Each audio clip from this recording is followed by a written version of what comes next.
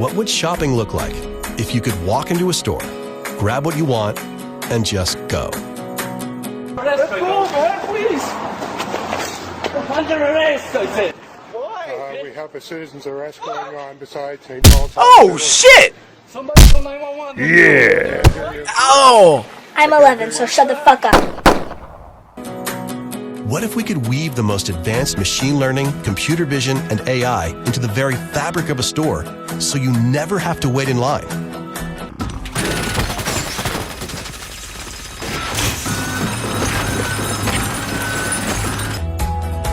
If you change your mind about that cupcake, just put it back.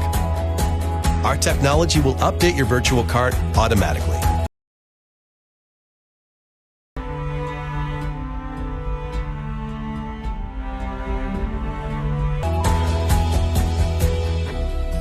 So, how does it work?